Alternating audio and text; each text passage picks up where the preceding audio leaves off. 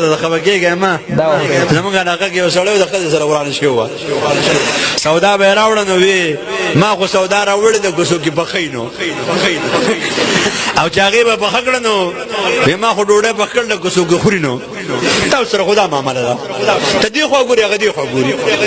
السلام علیکم ملګرو، تاسو دا بیان ور مزاحیه بیان دي د ښځې د خاوند باره کې دی نو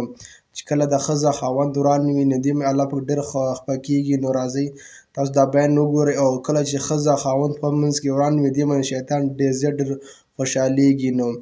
او راځئ تاسو دا بیان واورئ او مخکې ملګرو سره لازمي شي. د یو سړي دا شونډې سوي وي چې او ته وې دا ولې مړه وې د دې تپوس مه کوه هغه نه ماته ووایه مړه بس پرېږده وې نه مړه ماته ووایه مړه وې دا زما راز دی وې نه ماته به یې وایي وی ښځې مې وی چې زه د پلار کره ځم وی ما پړه کې به چې دا به کمه ورځ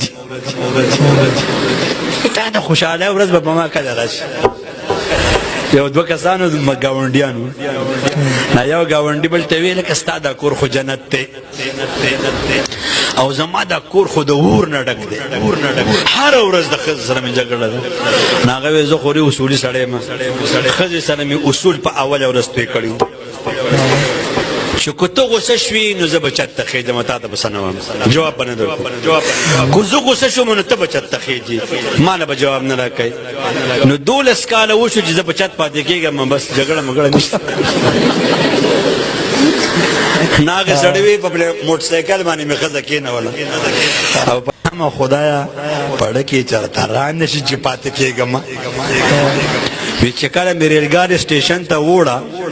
او دا مې په سیټ کې کېنوله او دا ریلګاډی روان شو دغې وخت که پورې مې زړه پړه کې نه و نو چې دا ګاډي ارن بجاو کو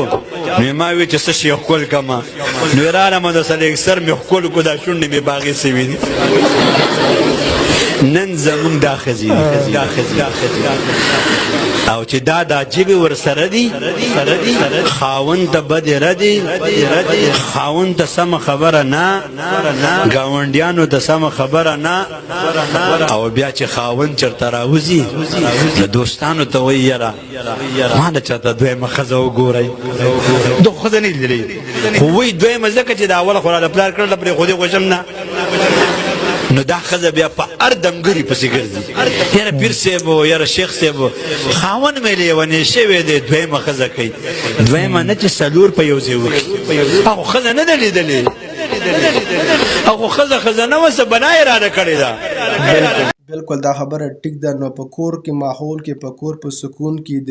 کور په خوږوالي کې د ښځې ډېر اهم کردار دی. نو ښځه هر څه کولی شي ښځه کور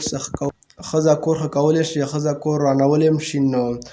په کور کې د ښځې ډېر اهم کردار دی. نو